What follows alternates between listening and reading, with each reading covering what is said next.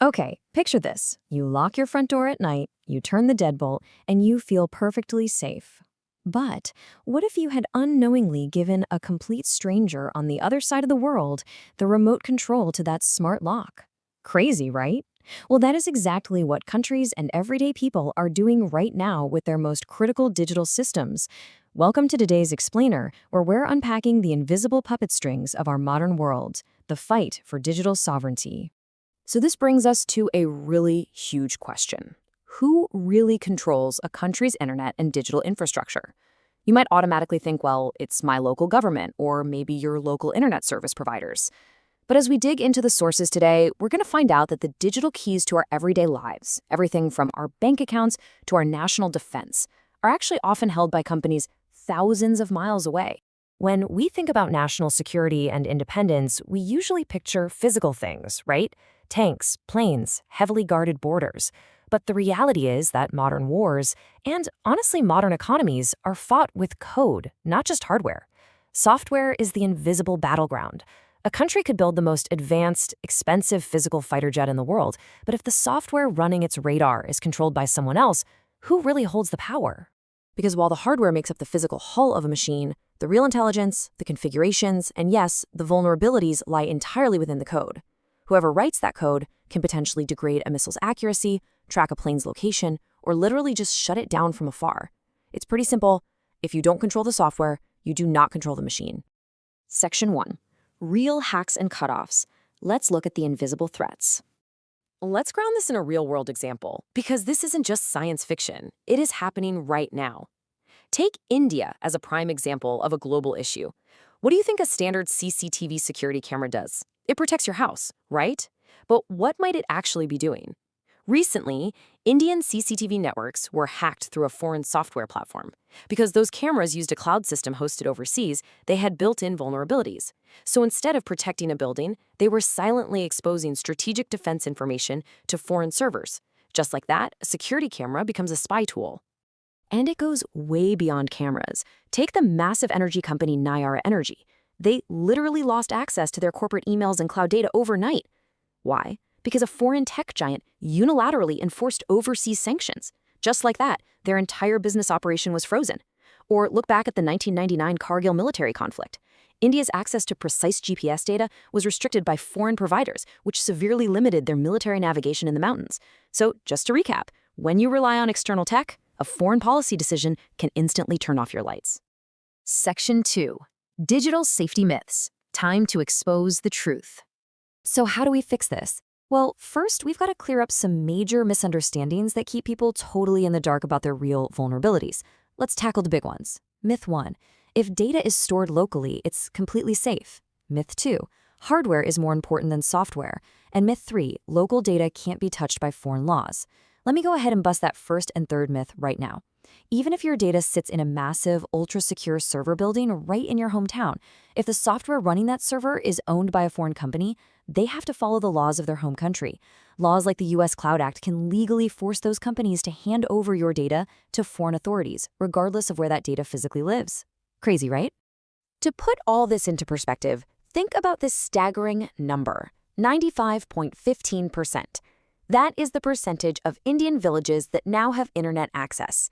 It perfectly represents how quickly developing nations all over the globe are plugging in. And when a population that massive is plugged into foreign-controlled clouds, sharing personal data, and using digital public infrastructure, while digital vulnerability isn't just a government or military problem anymore, it becomes a massive privacy issue for everyday people like you and me.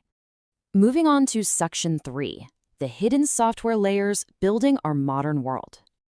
So, where is all this foreign software actually hiding? Let's explore the hidden layers required to build practically anything today. Think of building a country's industry like building a smart house. There are 3 main steps. Step 1 is design, drawing the blueprints using computer-aided design. Step 2 is simulation, running virtual wind and rain tests to make sure the house won't, collapse before you even build it. And step 3 is operation, running the smart thermostat and security systems once it's built. Now, in India's industrial sector, for example, engineers use French software to design their assets, American tools to simulate the physics, and German systems to operate their factory floors. If any of those foreign providers decide to pull the plug, the entire factory completely freezes. But wait, there's actually a secret fourth layer, a massive choke point beneath all the others. Think of this as the electrical wiring of our smart house. Chip design. Every single computer chip inside those factories, inside your phone, or inside a fighter jet has to be drawn and tested using software called EDA, or Electronic Design Automation. And guess what? This foundational software is controlled by an oligopoly, a tiny group of massive foreign companies that hold all the power. And that brings us to a really surprising fact. 3,000. That is a number of chip designs created in India every single year. India houses about 20% of the world's semiconductor design engineers. They're doing the heavy lifting, but they have to use foreign tools to make them. So they're designing chips for the world, but structurally, they cannot design chips without the world's permission. But hey, it is not all doom and gloom. Take a look at ActCAD. This is a brilliant example of an Indian-made design software that is currently being used in 103 countries globally. While it might be used for basic drafting right now, it perfectly illustrates that domestic, homegrown alternatives are absolutely possible. So quick recap of this section. From the top-level factory design down to the lowest-level microchip, true independence requires owning the digital tools. Section 4. Fixing the foundation and taking back control. Okay, so we've identified the massive vulnerabilities. Now, how are countries around the world actually trying to take back their digital keys? To understand the ultimate solution, we really have to talk about Data Swaraj. This essentially translates to digital self-rule, or digital independence. It means a country having full local strategic control of its data and cloud infrastructure. It's about making absolutely sure your data is stored locally, encrypted with local keys, and governed only by local laws, so no foreign government can peek at it. And countries are actively waking up to this reality. France, for instance, is planning to switch its government departments over to a completely sovereign domestic video conferencing software by 2027 to ensure public communications stay strictly confidential. The EU is busy exploring independent cloud infrastructure to reduce their reliance on American tech. And India is creating a trusted sources framework, requiring really rigorous security testing and transparent sourcing for things like CCTV systems. Building a homegrown, indigenous cloud ecosystem is absolutely crucial. It secures a country's digital future and stops what experts are calling digital colonialism, where control over a nation's digital backbone lies with foreign players.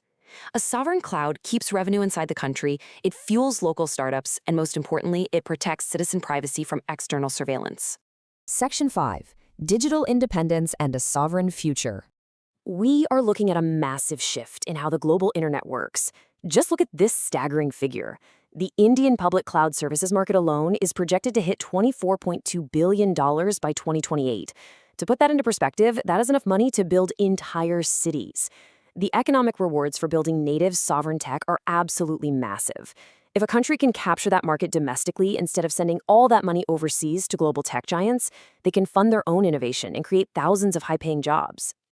All right, so what are the key things you should take away from this explainer today? First, always remember that software controls the physical world.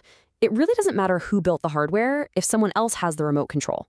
Second, foreign software equals foreign control, largely thanks to hidden backdoors and laws enforced by other countries.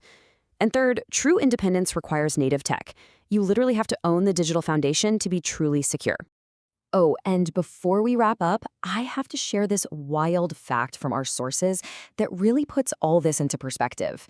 A tractor, yes, heavy physical farm equipment, can actually be remotely bricked or shut down completely through hidden hardware backdoors. Some manufacturers build these in as anti-theft measures, sure, but it means someone far away can push a button and stop a farmer from harvesting their crops.